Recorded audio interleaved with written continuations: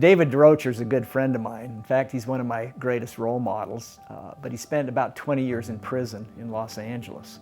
And the reason he's a role model is because he's overcome so much more in his life than I've ever had to overcome, based on the beginnings that he had in his early life. I was the kind of kid that was breaking into homes, at 6 and 7 years old before I ever did drugs. But he's a great example of giving up this artificial ego that we all have. There was a lot of physical abuse and verbal abuse. And as I grew up as an adolescent, it didn't take long before I started to believe what he was saying. But I started to have low self-worth, low self-esteem. My friends changed. I started using drugs. When he was young, he started getting into trouble, and he did a 2-year prison term when he was about 18 years old. And then I started getting arrested and going to prison. He was only out for a few months, committed more crimes, and then did a 3-year prison term. He was out for a few months, committed more crimes, and did a 5-year prison term. And then next it was a 10-year prison term. And then finally he got a 29-year prison term, which would have put him in prison for the rest of his life. But he was able to go to a program called Delancey Street, and he realized that this ego that he had of being this really tough,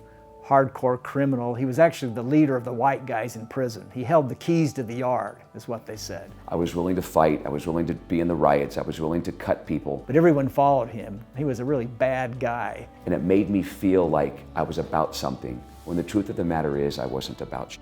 And he realized that that wasn't who he really was, that he was always kind of kind when he was younger, and he really cared about people. And as I continued to go to prison term after term after term, I started to really build that reputation. But the reputation that I built was built on doing the wrong thing. I had no character whatsoever, and really character is built on the right thing. And he was able to start doing good deeds and serving others and helping others that had been in prison, and he started falling in love with being good. She goes, "You have a lot of work to do to balance the scales. And if this is all the bad that I did and this is the good," she says, "your scales are tipped like this. You're going to have to do good and do good and do good and do good and do good." And eventually I didn't just balance those scales, Mike. I tipped them in the other direction and just kept helping and kept helping and kept helping. And he shed this tough old ego and became a whole new decent person. He's one of the nicest guys that I know.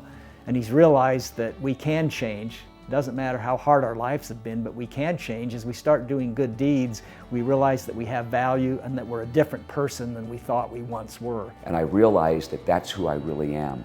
I love to help other people get from where I once was to where I had gotten. But it starts with doing things for other people and getting rid of this old ego that is developed that tells us who we are. And it's not really who we are, it's an illusion of who we are. If you want to hear more amazing stories of people who have changed their lives, check out our book, One People, One Planet, and our course, which is on our website.